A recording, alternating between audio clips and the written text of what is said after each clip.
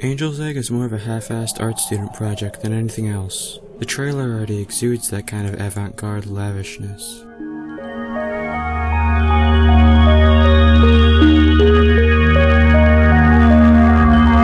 I understand that it is nigh on impossible to actually review this film in a conventional sense without it seeming like shit. I haven't done the best job of not doing that, so here's a disclaimer.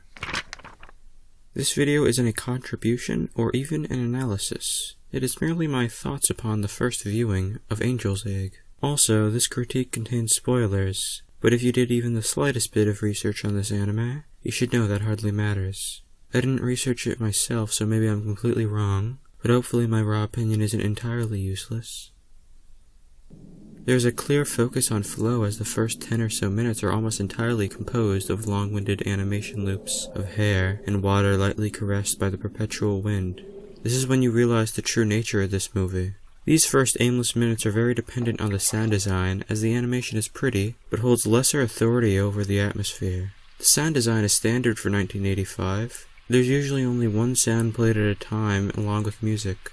I'd say both the sounds and the music are a little jarring due to their infrequency. There's nothing, and then suddenly there's orchestral extravaganza. Nothing about the story shocked me, but the audio sure did. For instance, in one scene it cuts to a shot peering out from windows and gutters. Now these things were not presented in a theatrical manner. They're just blue, and beforehand they were not even once alluded to having any anomalous semblance whatsoever. But suddenly they bring out the experimental tracks. It's not that the music is unfitting, as this film is quite experimental itself, but it's a bit out of nowhere, and also kind of shitty, which I can't say heightens the bohemian factor. You know what would be more fitting in a scene like this? If it was silent. These huge spikes in theme can be eased into with time, but this movie isn't even 70 minutes long. Visually, the shot itself I think is pretty good. It gives off the unsettling suspicion that people are watching, this idea further reinforced by the later fisherman sitting idly at the fountain. But there, the sound of the town hall bell, which actually affected the story, was heard. In the window shot before it, unrelated suspenseful music started playing, as if it were trying a bit too hard to spook me, which it had already succeeded at by this point. This shot only pushed the tone of the film past the fine line between scary and funny. The uninviting mundanity to it all makes you examine every square inch of a scene. But what's there to benefit from looking if the movie wields nothing in return? The scenery is rarely interesting. That checkerboard part in the beginning was cool and stylish, but the town is not. The film remedies this nicely, but it pivots the endeavor around the incorrect ploy. The girl and the boy are walking around town when a nearby fence casts a shadow on them. That's it. This is one of the prettiest parts of the anime, mind you, and for no reason. I don't think anything's even happening in this scene. I can only imagine the studio wanted a shot that looked cool for a trailer, and the animators drew in a couple off-brand scenes for that reason alone. If you accentuate a detail, it should hold at least minor relevance, but this film continues to disregard what I assume to be quite a standard principle, without giving the impression early on that it's the type of movie to do that. This is the most art student-esque part of the film, where it seems like they only added the scene to animate it. The world is perverse. The townspeople don't act natural, and neither do the main cast. They are always asking the wrong questions. 今でもそこにいて夢を見続けているよ。夢？鳥はどんな夢を見るの？ No one feels real.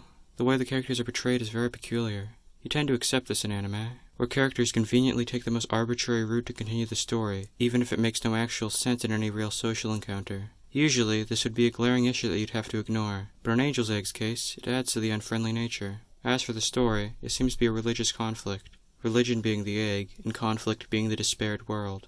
The main girl is kind of creepy with her rugged hair and very unchildlike actions. The boy as well, for the same reasons. The main plot device is the egg, evident by its apparent grandioseness. The film reaches what I guess is a climax when it's broken. It's quite intriguing, you never feel at ease, good pacing, funny audio.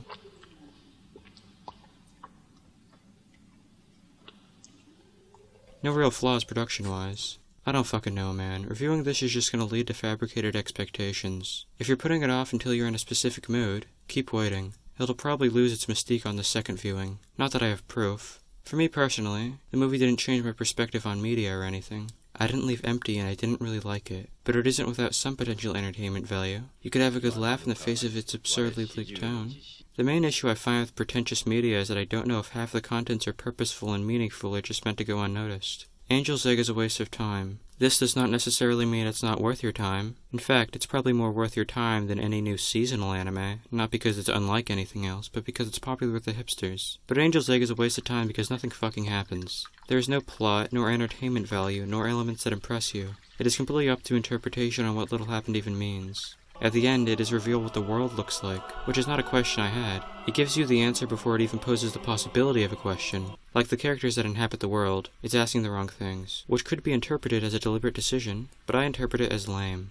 This is one of the least welcome additions on my hard drive. It feels almost like it's not meant to be watched again, which many stories have attempted before, but I find Angel's Egg to be the only one to succeed at it for me. Even bad shows have something to latch back onto, but Angel's Egg is the more bare-bones experience. I continued watching to see what happened next, but when I found out what happened was nothing, I had little to go back to.